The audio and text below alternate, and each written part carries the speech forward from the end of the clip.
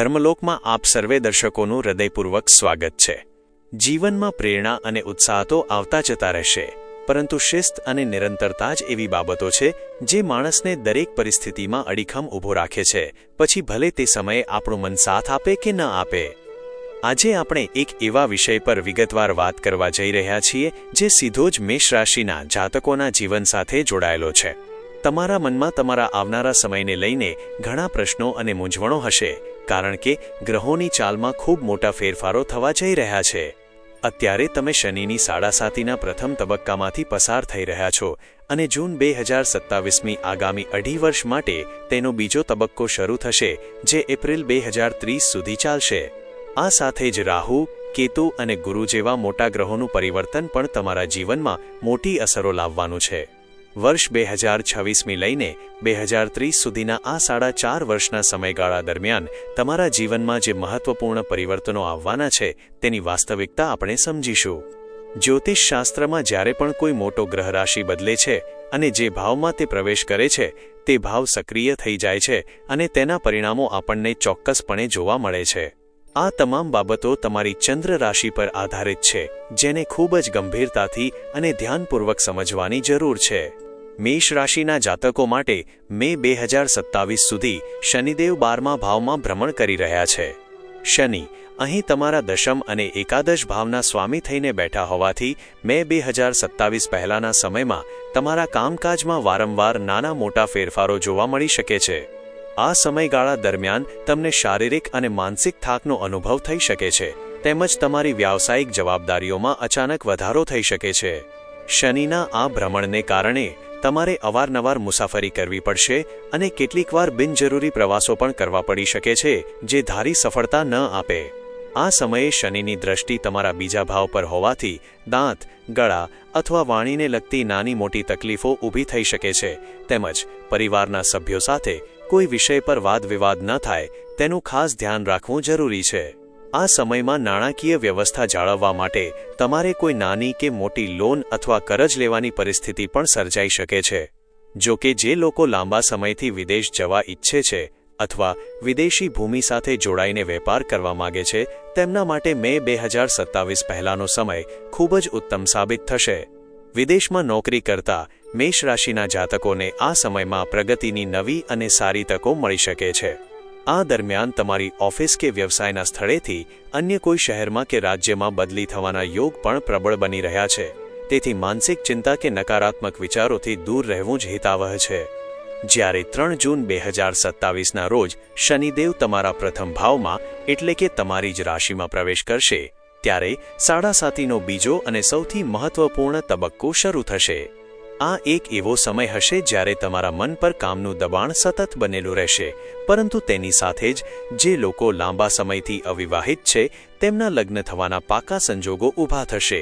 જૂન 2027મી April 2030 વચ્ચેનો આ સમયગાળો નવો વ્યવસાય શરૂ કરવા, ભાગીદારીના કામોમાં આગળ વધવા અથવા ઓનલાઈન ક્ષેત્ર સાથે જોડાઈને રોજગારી મેળવવા માટે અત્યંત સાનુકૂળ રહેશે।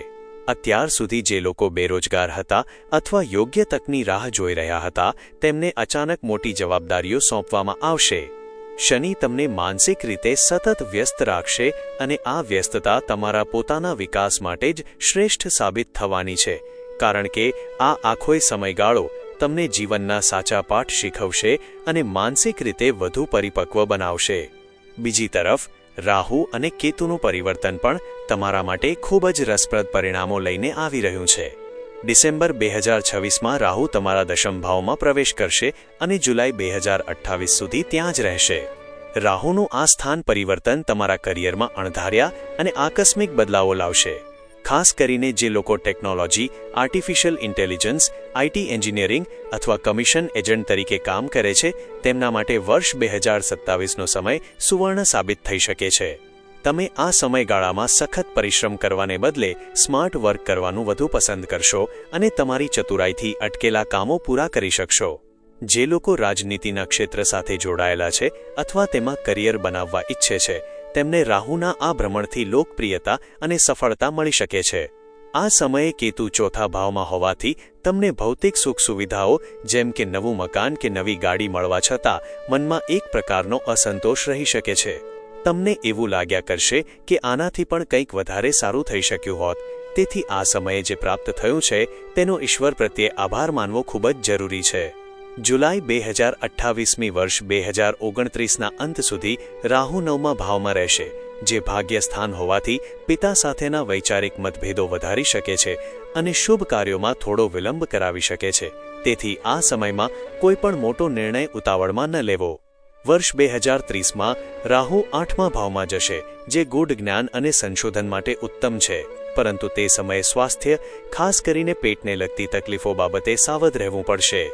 આ બધાની વચ્ચે દેવગુરુ બૃહસ્પતિનું ભ્રમણ તમારા માટે રક્ષક અને આશીર્વાદ સમાન સાબિત થશે.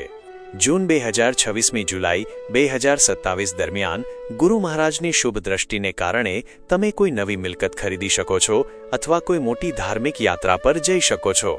ત્યારબાદ જુલાઈ 2027મી જુલાઈ 2028 દરમિયાન ગુરુ તમારા પંચમ ભાવમાં રહેશે, જે સંતાન સુખ માટે અત્યંત શુભ સમય લાવશે. જે વિદ્યાર્થીઓ ઉચ્ચ શિક્ષણ મેળવવા ઈચ્છે છે અથવા સરકારી નોકરીની પરીક્ષાઓની તૈયારી કરી રહ્યા છે, તેમને ગુરુના આશીર્વાદથી મોટી સફળતા મળશે. પ્રેમ સંબંધોમાં પણ આ સમય ખૂબ જ મધુરતા લાવશે. જો કે જુલાઈ 2028 પછીના એક વર્ષ માટે ગુરુ છઠ્ઠા ભાવમાં આવતા વજન વધવાની કે લીવર અને પાચનને લગતી નાની સમસ્યાઓ થઈ શકે છે, તેથી ખાનપાન પર નિયંત્રણ રાખવું જરૂરી છે. એકંદરે આ 4.5 વર્ષ તમારા કરિયર અને આર્થિક સ્થિતિને મજબૂત બનાવશે, પરંતુ સાથે જ તમારે તમારા ક્રોધ પર કાબૂ રાખવો પડશે અને શનિની સાડાસાતીના નિવારણ માટે દરરોજ નિયમિતપણે શનિના બીજ મંત્ર તેમજ મંગળના બીજ મંત્રનો જાપ કરવો જોઈએ અને સૂર્યનારાયણને તામ્રપાત્રમાંથી જલ અર્પણ કરવું જોઈએ.